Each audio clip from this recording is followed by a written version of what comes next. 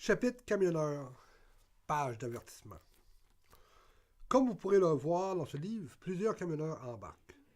Mais plusieurs n'embarquent pas.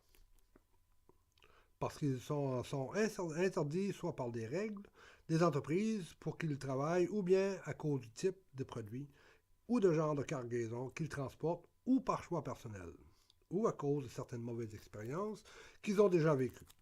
Pour ceux qui n'ont jamais eu le plaisir de monter à bord de ces camions et d'en faire l'expérience, définitivement, vous manquez quelque chose. Quelle vue panoramique! Habituellement, ils vous embarqueront lorsque vous en aurez le plus besoin.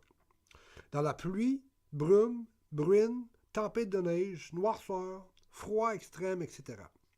Ils sont arrivés au café ou au restaurant, cela depuis une heure. Ils s'informent avec d'autres camionneurs, cela fait plusieurs heures que vous êtes là, ou même presque une journée. Vous y avez passé la nuit, peut-être sans manger ni dormir. D'autres fois, vous êtes à la croisée des chemins, en plein milieu de semble-t-il nulle part avec rien d'autre, avec rien autour. Ils se disent peut-être que... Ils se disent peut-être, mais qu'est-ce qu'il fout là? Ou qu'ils recherchent de la compagnie pour parler un peu, peut-être les garder réveillés pour qu'ils puissent finir leur journée de travail. Ou pour tout autre paquet de raisons.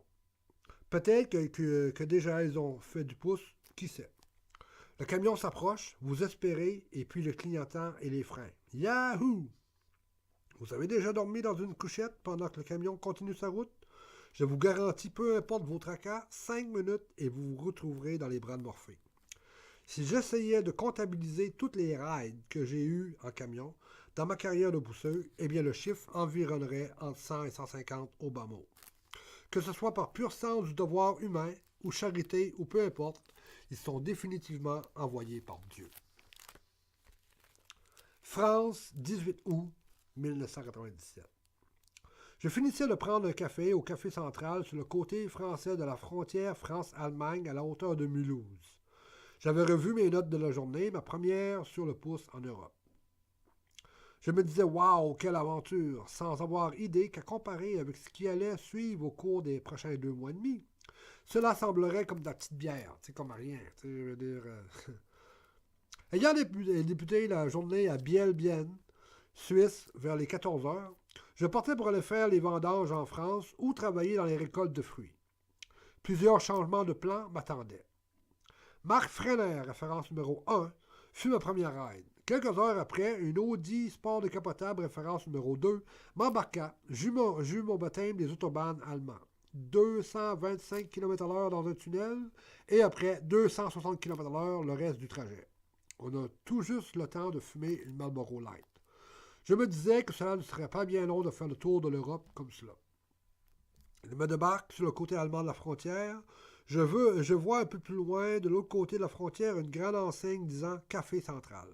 J'ai traversé la frontière à pied, j'essayais d'attirer l'attention d'un des gardes frontaliers français. J'étais comme assis sur le bord. Là. Il me fit signe de loin de continuer mon chemin. Je pense que je le dérangeais pendant sa pause cigarette. En fait, il fumait une cigarette. Là. Alors, après avoir passé quelques heures à siroter café au Café Central, je me prêtais à partir pour me dénicher un endroit pour dormir. La dame du café, très gentille, m'avait changé mes 12 francs suisses et mes quelques marques allemands pour les cafés et un paquet de cigarettes gauloises légères. Pas si légères que ça. Hey, quand elle m'a fumé ça, là, ça pogne. J'entendis un homme dire à la dame du café que les raisins blancs étaient déjà commencés. Il va aux toilettes, il revient au bar. Je lui demande à propos des raisins blancs. Il me le confirme. Les blancs sont commencés. Reconnaissant mon accent canadien, il s'enquit de ma destination, je lui dis. C'est alors que Laurent Bacofner, référence numéro 3, m'offrit de me déposer à la croisée de l'autoroute pour Lyon, sortie Épinal. J'acceptai. Ma première ride de troc en Europe. Ma première nuit à dormir à l'extérieur sous le pouce en Europe, de toute ma carrière, et dans les orties. Les orties, c'est de l'herbe à puce. Bordant un champ de maïs en plus. Wow! France, 28 août 1997. Je fis la bise à Laurence, référence numéro 30, avant qu'elle parte et que nos chemins se séparent. Ah, quelle formidable soirée avec elle et ses amis François et Babette. Je suis en position direction Rennes. Je ne peux pas travailler en France, alors je m'en vais vers la Hollande. Peut-être que là, qui sait. Après une heure d'attente, une pluie diluvienne accompagnée de grands vents débuta. Je n'ai rien autour pour me protéger. Seulement qu'une enseigne qui partait du sol jusqu'à une hauteur de 2 mètres. Je dois me cacher derrière parce que l'autre bord, il mouille en tabarouette puis il vente en tabarnak. L'autre bord, c'est pas trop pire. Je dois me cacher derrière l'enseigne, donc hors de vue des véhicules. Même avec cet abri de fortune, en 5 minutes, je suis trempé jusqu'aux os. Il semble que la circulation soit arrêtée. Et toi, rien.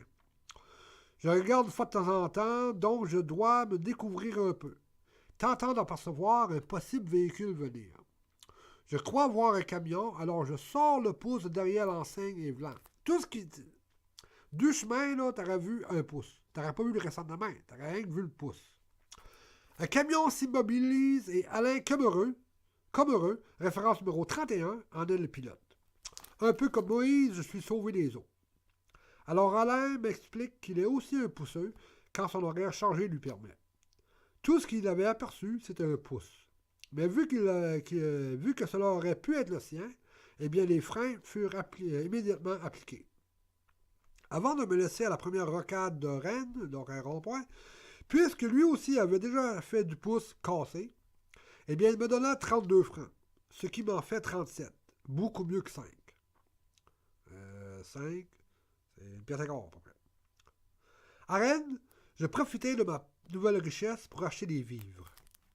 Après avoir consulté mes notes, je retrouvai l'adresse d'Hervé Nouvelle, référence numéro 21, qui habitait Rennes et je m'y rendis. Mais semble-t-il qu'il me manquait son numéro d'appartement. Il y a une grande tour, là. La bonne adresse, mais l'appartement, c'est bon. Alors, pour passer un bout de la soirée, je regardais pendant plus d'une heure une dizaine d'hommes jouer à la pétanque. J'en observé les techniques. Tu pointes ou tu tires? Ce qui me rendit de très grands services 13 ans plus tard à Longiro, Suisse, sous la tente des bénévoles durant le montage et démontage du festival Longueuil Rock. Ayant passé la nuit à la gare ferroviaire jusqu'à sa fermeture à 4 heures, je partis. Après une heure de marche, plus ou moins, en direction de Caen, je trouvai un endroit pour dormir. Camionneur, Italie, 23 septembre 1997. Avant de repartir direction Rimini et San Marino, toujours en quête de possible travail, mais cette fois dans les vendanges italiennes. Je pris une dernière douche au camping de Lido di Savio. La soirée d'avant, Maurizio Mingotti, référence numéro 65, m'y déposa. Et vu que pendant mon voyage, cela n'arrivait pas très souvent que je puisse me doucher, eh bien j'en ai profité au max. J'en ai pris une dans la soirée, j'en ai pris une le matin. Surtout que là, j'arrivais à la fin du 1000$, du 1000$ que j'avais retrouvé dans mon compte de banque lorsque j'étais en Hollande. Je n'aurais pas probablement l'occasion de me laver avant un bon bout de temps. J'aurais bien voulu visiter Venise, n'étant qu'à quelques 30 km, mais pas les moyens. Tu sais, Venise est par là, tu t'en vas par là, tu t'en vas à gauche. Là. Venise est là, mais là, c'est pas une scène, c'est pas grand argent, on va pas à Venise. Je partis du camping et marchai jusqu'au péage de l'autoroute. J'y attendis presque une heure. Une fourgonnette contenant 3 policiers frontaliers italiens fit demi-tour et lorsqu'il passa près de moi, celui qui était assis du côté me cria « Impossible, c'est impossible! » Même pas une minute plus tard.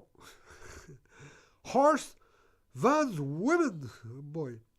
V-A-N-S-W-A-E-M-A-N-N, référence numéro 66, me prit dans son camion Scania. Pendant la ride de plusieurs heures, il me montra plusieurs photos.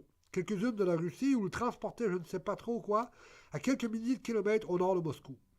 Ces photos prises durant le printemps, durant le dégel des routes de terre, me rappelaient des souvenirs d'expériences similaires dans le nord de l'Alberta et de la Colombie-Britannique lorsque je travaillais en seismique exploration de pétrole. Camion renversé dans le fossé parce que l'accotement boueux cédait ou bien qu'il s'enfonçait littéralement dans les trous ou même des cratères vaseux en plein centre de la route. Il y avait même des photos d'une jeune et jolie Californienne qu'il avait prise sur le pouce et qu'elle avait fait quelques semaines avec lui parcourant l'Europe. Bon, quand il a embarqué, puis elle n'avait rien à faire, il faut de l'air. Il m'expliqua qu'en Italie, je pouvais travailler en agriculture en autant que je pouvais prouver que j'avais un billet d'avion de retour pour le Canada. Il me dit que le traversier pour la Grèce coûtait 70 000 livres. Il me confia qu'un de ses grands rêves était de conduire ces grands camions aux États-Unis et au Canada, puisqu'ils sont beaucoup plus gros et grands. Il me débarqua à Rimini, de là je crains commencer ma quête de travail. Il m'a débarqué là, oui, il va continuer à chercher de l'ouvrage. Grace, 1er octobre 1997.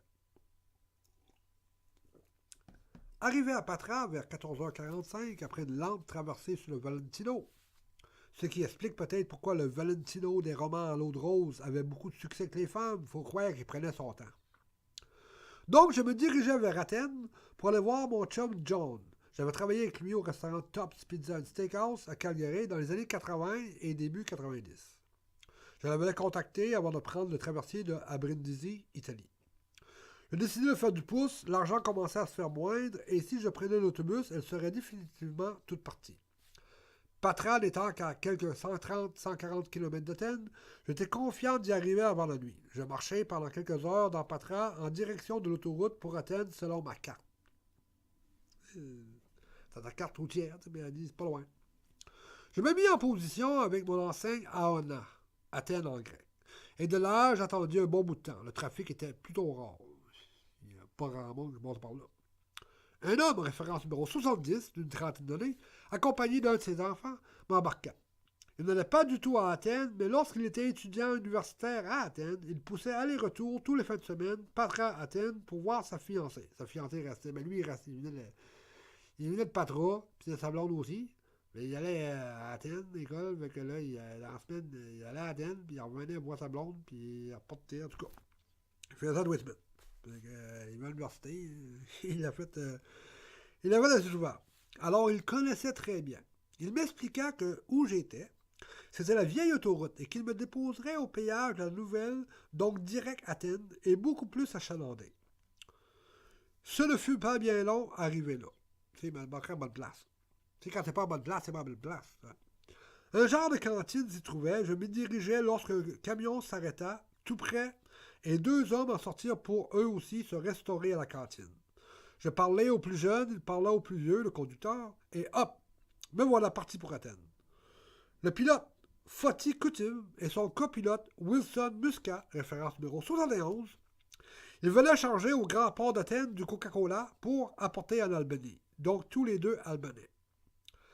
Dans le camion, j'étais assis entre les 2 sièges sur une boîte de bois, tu sais, une boîte en bois, qui servait de console pour ranger papier et cartes. C'est alors que je réalisai que j'avais beaucoup maigri, puisque mes os du fessier étaient directs sur le bois. Aucune graisse comme coussin. Direct, mon chum. Clac, il n'y avait rien entre les os et le bois. Ils furent avec moi d'une gentillesse extrême. Wilson, le plus jeune, parlait très bien anglais. Nous avons ri presque tout le temps du voyage. Kittim parlait, posait des questions et Wilson traduisait pour moi et vice-versa. En route, on passait près d'une grande digue ou un canal creusé ou dynamité. Kittim m'enseignait que c'était les nazis qui avaient fait exécuter ces travaux pendant la Deuxième Guerre mondiale. C'est une grosse patente. Comme de raison, on fuma beaucoup, on parle de cigarettes, beaucoup pendant le trajet, s'apercevant que je n'avais presque plus de tabac. Kittim dit quelque chose à Wilson et Wilson produisit et me donna un sac contenant tout près de 200 grammes de tabac brun, albanais ou bien turc. Mais là, c'est le temps d'un café. Abracadabra, un thermos avec à l'intérieur du café bien fort et de la bouffe. Une question que Kittim me posa me restera toujours gravée dans la mémoire. Combien coûtait un gramme de hashish au Canada? Je lui répondis que cela dépendait si tu connaissais la personne qui te le procurait. Et de la qualité, le prix pouvait être entre 10 à 15 $, allant même jusqu'à 20-25 $, dépendant de l'exotisme de sa provenance. À cela, il se mit à rire joyeusement. Je demandai à Wilson pourquoi il riait tant. Réponse. Eh bien, en Albanie, semble-t-il, le hash était gratuit. Tu n'avais qu'à aller au café, tu prends un café, le serveur s'informe si tu voulais aussi fumer. Et si tu dis oui, eh bien, hop, un morceau de la grosseur de l'ongle apparaît sur la table sans aucun autre coup. Ça ne coûte pas plus cher.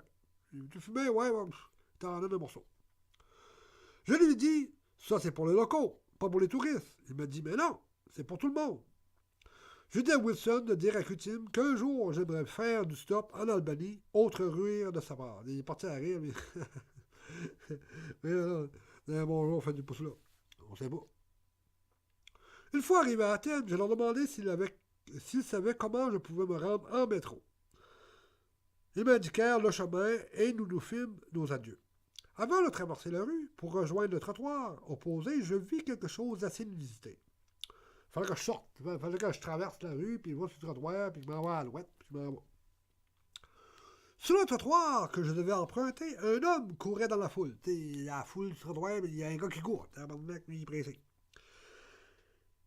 Donc, qui courait dans la tour qui déambulait. À peu près 15 mètres derrière lui, un autre homme, lui courait après, ayant un revolver à la main en lui tirant dessus. Pow, pow.